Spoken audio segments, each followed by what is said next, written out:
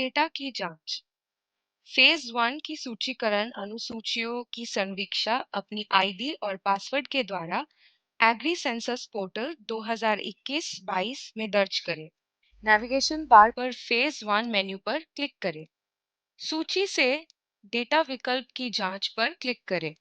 Listing schedule की जांच phase 1 window खुलती है।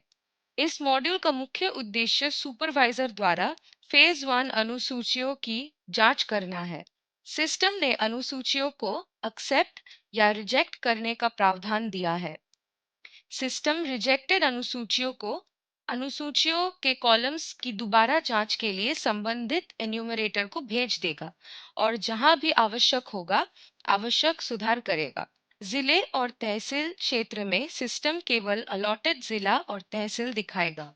गांव के मैदान में हमें उन गांवों की सूची के साथ एक ड्रॉप डाउन बॉक्स मिलेगा जिन्हें सुपरवाइजर के उपयोग के लिए पहचाना गया है।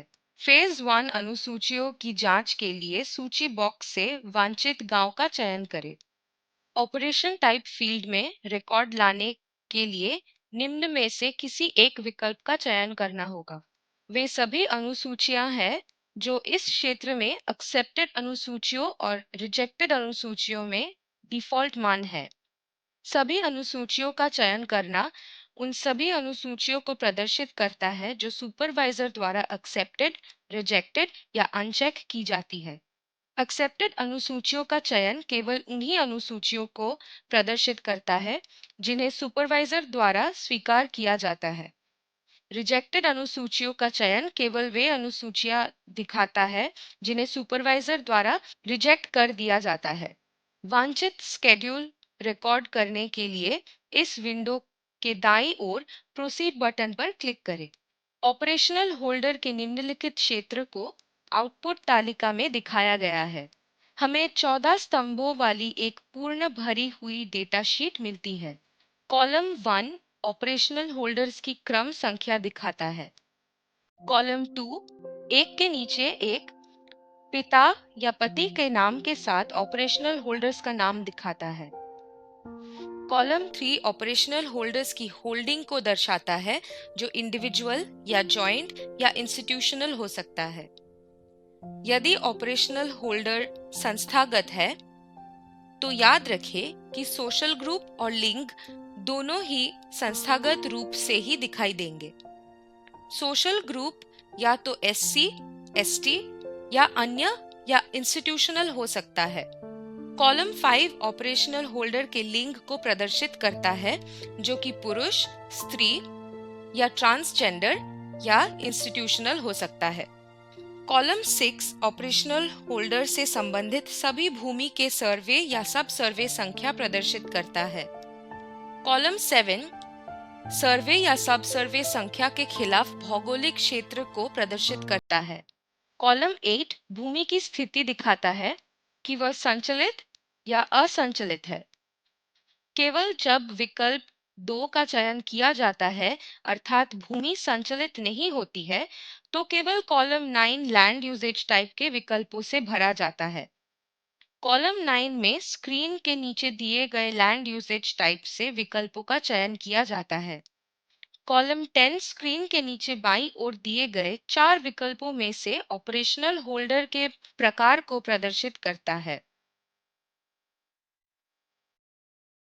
कॉलम 11 में हम ऑपरेशनल होल्डर्स की संख्या देखते हैं।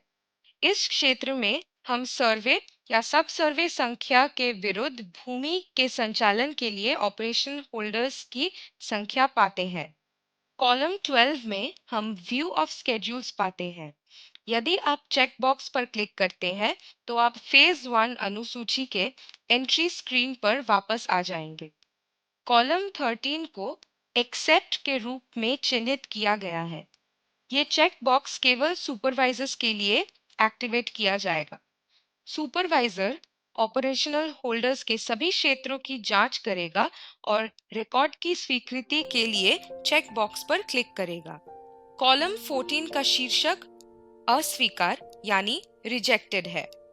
हमें प्रत्येक ऑपरेशनल होल्डर के सामने चेकबॉक्स मिलते हैं जो केवल सुपरवाइजर के लिए सक्रिय होते हैं।